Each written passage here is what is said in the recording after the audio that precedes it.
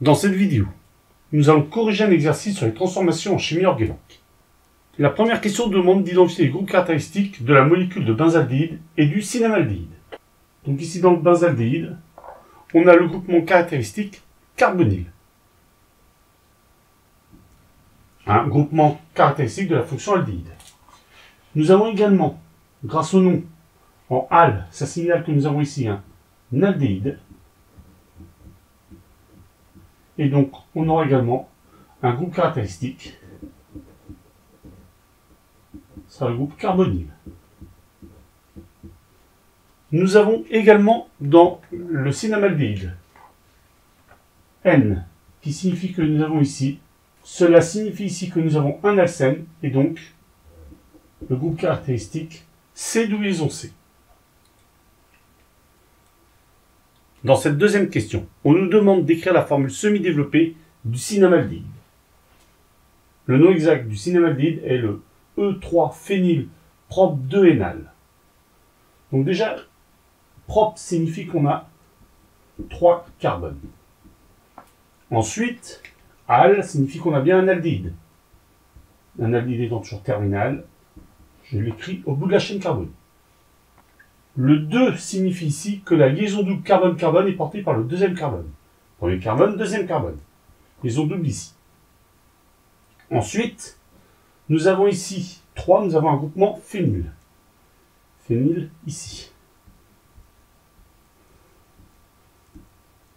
Le problème, c'est que pour l'instant, on n'a pas pris en compte le E, et il faut bien mettre des hydrogènes ici et là, pour que la règle de l'octet soit bien respectée. Donc, nous allons légèrement modifier le dessin. À ce niveau-là, E signifie que les atomes d'hydrogène sont de part et d'autre de la double liaison. Donc ici, on va écrire ceci comme cela. Ici, on va avoir notre groupement phényl ici, comme cela, avec notre hydrogène ici. Et ici, on va rechanger juste ça, avec le COH ici, la fonction aldéhyde, et l'hydrogène qui est de l'autre côté de la double liaison. Nous avons bien écrit ici la formule semi-développée du cinnamaldéhyde.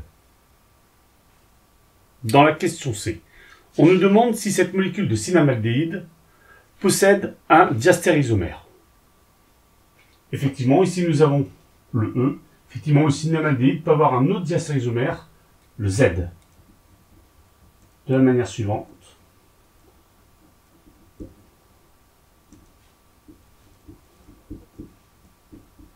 Ici, nous avons l'isomère Z, alors que celui-ci était bien sûr l'isomère E. Donc, le Z et le E sont bien des diastéréisomères. Dans la question D, on nous demande quelle spectroscopie va permettre de suivre l'évolution du benzaldéhyde en cinnamaldéhyde. Nous remarquons ici que le benzaldéhyde a 1, 2, 3, 4 liaisons doubles conjuguées. Le cinnamaldéhyde a 1, 2, 3, 4, 5 liaisons doubles conjuguées. Là également, 5 liaisons doubles conjuguées. Donc, la spectroscopie la plus adaptée sera effectivement la spectroscopie UV visible. Dans la question E, on nous demande d'identifier sur la molécule de cinnamaldéhyde, ici, quels sont les atomes qui sont issus du benzaldéhyde. Donc j'ai mis le benzaldéhyde en vert pour mieux voir. La chaîne carbonée issue du benzaldéhyde est bien sûr la suivante ici. Dans la question F, on nous demande d'en déduire la formule de l'aldéhyde qui, par réaction sur le benzaldéhyde, conduit au 3-hydroxy-3-phénylpropanal. Dans la question petit f, on demande de déduire la formule de l'aldéhyde qui, par réaction avec le benzaldéhyde, va donner le 3-hydroxy-3-phénylpropanal. Cet aldéhyde devra comporter au moins le groupement suivant. On voit apparaître ici que l'aldéhyde idéal sera le CH3, COH, qu'on retrouve bien ici, en rouge là. On constate que cette réaction est une réaction d'addition, car on a 2 réactifs au départ et un seul produit à la fin. Donc ici on peut noter que ceci est une réaction d'addition.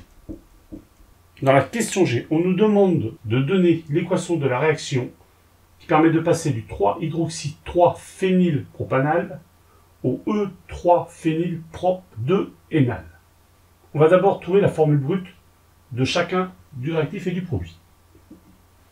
Pour le réactif, nous avons carbone 1, 2, 3, 4, 5, 6, 7, 8, 9 carbone. C'est 9. Nombre d'hydrogène 1, 3, 4, 5, 6, 7, 8, 9, 10. Et nous avons bien sûr 1 et 2 oxygènes. Dans le produit, nous avons 1, 2, 3, 4, 5, 6, 7, 8, 9 atomes de carbone.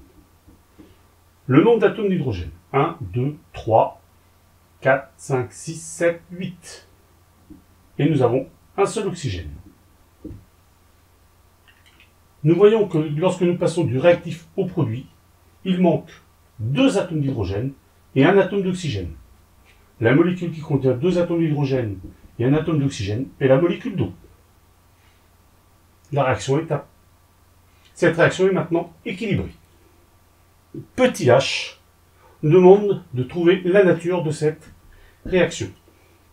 Cette réaction est une réaction d'élimination car on part d'un seul réactif et on a formation de 2 produits avec en plus création d'une double liaison.